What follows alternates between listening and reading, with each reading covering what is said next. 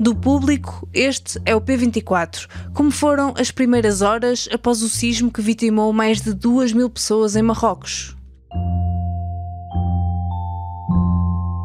Abre a porta do quarto, todos os candelabros estão a mexer-se, a luz a falhar, não há saídas de emergência, não há procedimento para uma situação destas. Foi o sismo mais violento dos últimos 120 anos em Marrocos e o mais mortal dos últimos 60. Na noite de sexta-feira, um terremoto com magnitude de 6,8 na escala de Richter atingiu o país. Morreram mais de 2.000 pessoas e muitas vítimas estarão ainda por contabilizar. Com o epicentro a 70 km de Marrakech e a 18 km de profundidade, o abalo sentiu-se com maior intensidade nas montanhas do Atlas, a sul de Marrakech. Mas a intensidade foi tal que foi mesmo sentido em Portugal e Espanha, a mais de 1.000 km de distância. Os jornalistas do Público Renata Monteiro e Tiago Bernardo Lopes estavam em Marrocos quando o sismo aconteceu. Testemunharam o abalo e percorreram no último fim de semana as áreas mais afetadas pelo sismo. Neste episódio ouvimos o testemunho de Renata Monteiro a partir de Marrocos. Bem-vindos ao P24, eu sou Inês Rocha.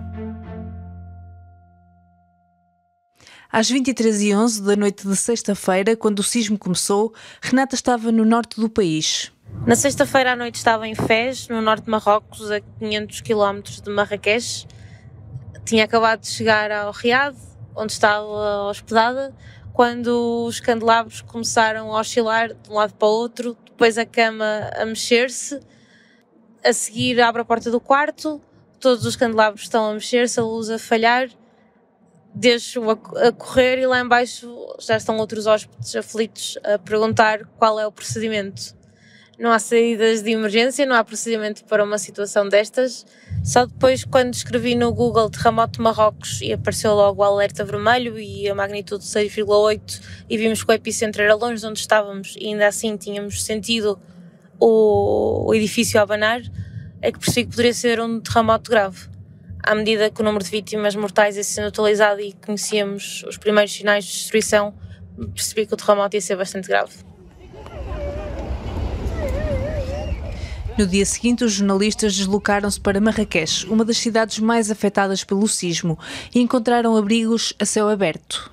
No sábado, ao aproximar-nos de Marrakech, depois das 6 horas de viagem de carro, começamos a ver as pessoas a chegar às áreas jardinadas e aos passeios das avenidas, por exemplo, da avenida que liga o Hospital Mohamed VI à Medina.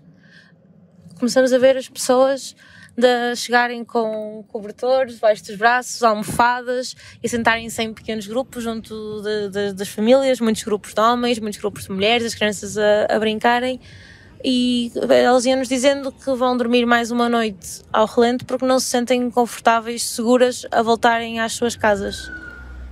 Apesar de terem magnitudes mais baixas, entre 2 e 4,5 na escala de Richter, as réplicas são preocupantes porque podem ser suficientes para provocar o colapso de edifícios já fragilizados.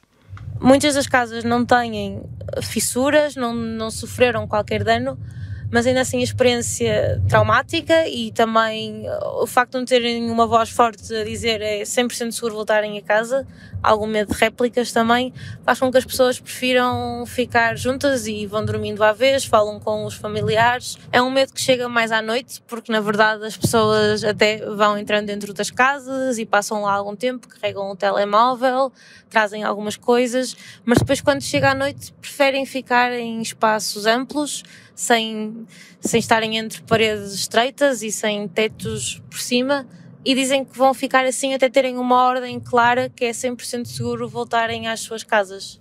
Mas os locais mais afetados pelo sismo estão a sul de Marrakech.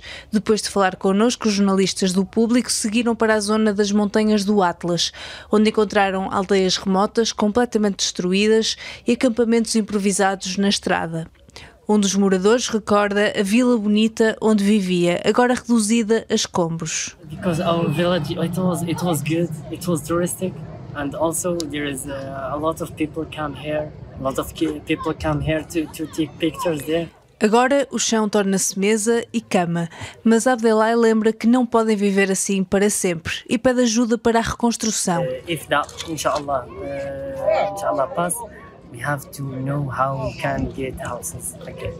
Are you worried about that? Yes, yeah, because we will stay here for 40 days, 3 days, 4 days, for 1 week, but we can't stay right now.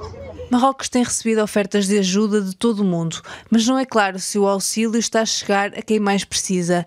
As populações destas aldeias mais remotas pedem ajuda e garantem: a comida que têm não é suficiente para alimentar toda a gente.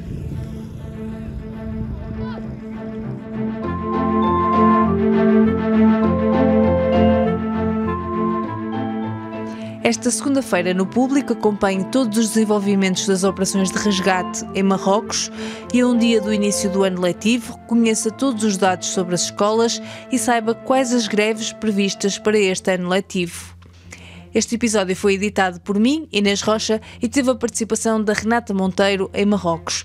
Os sons que ouviram são do Tiago Bernardo Lopes, também em Marrocos. Podem ler e ver a reportagem em público.pt. A música do genérico é da Ana Marques Maia. Tenham um bom dia e boa semana.